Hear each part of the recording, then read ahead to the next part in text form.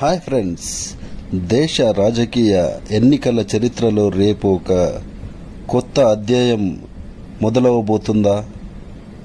మొదలవబోతుందనే ఊహాగానాలు మీకు అనిపిస్తున్నాయా?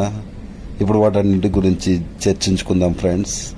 తమిళనాడులో ప్రతిష్టాత్మకంగా జరిగిన ఈ 2026వ సంవత్సరం ఎన్నికల్లో విజయ్ పార్టీ టీవీకే ఏ మేరకు సీట్లు సాధించబోతుంది? మీ ఊహాగానాలు, మీ అంచనాలు ఎంతవరకు ఉన్నాయి చెప్పండి ఫ్రెండ్స్.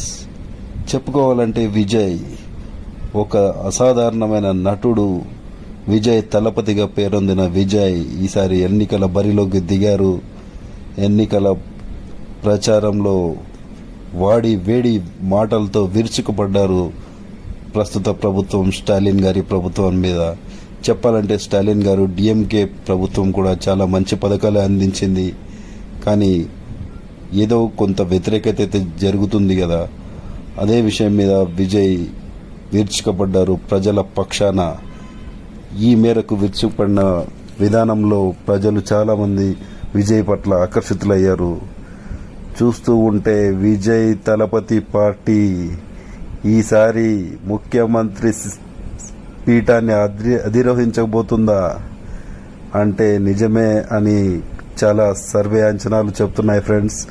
ప్రతిష్టాత్మకమైన యాక్సిస్ ఇండియా సర్వే ప్రకారం ఈసారి విజయ్ పార్టీ ముఖ్యమంత్రి పీఠాన్ని అధిరోహించబోతుంది. మొదటిసారి ఎన్నికల్లో కంటెస్ట్ చేశారు విజయ్.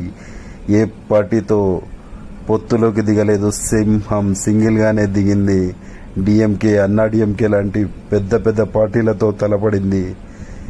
ఈ విధంగా మొదటిసారి ఎన్టీఆర్ గారి లాంటి మహనీయులు వచ్చారు ఎలక్షన్లోకి.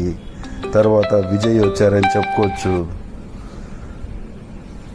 ఇదే విధంగా ఎన్టీఆర్ గారు ఎలా అయితే విజయం సాధించారో అదేవిధంగా విజయ్ గారు కూడా ఈసారి విజయ్ తలపతి అని మనం పేరు పిలుచుకునే విజయ్ తలపతి గారు టీవీకే పార్టీ తరఫున ఈసారి తమిళనాడు ముఖ్యమంత్రిగా అధిరోహించే ఛాన్సెస్ చాలా ఉన్నాయని ఎగ్జిట్ పోల్స్ అయితే చెప్పడం జరిగింది.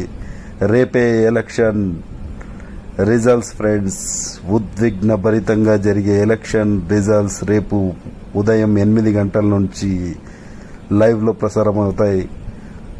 నా అంచనాల ప్రకారం అయితే టగ్ ఆఫ్ వార్ ఉంటుందని అనుకుంటున్నా. డిఎంకే, అన్నా డిఎంకే, విజయ్, టీవీకే పార్టీల మధ్య ఏం జరుగుతుందో క్షణక్షణం వీక్షిద్దాం ఫ్రెండ్స్.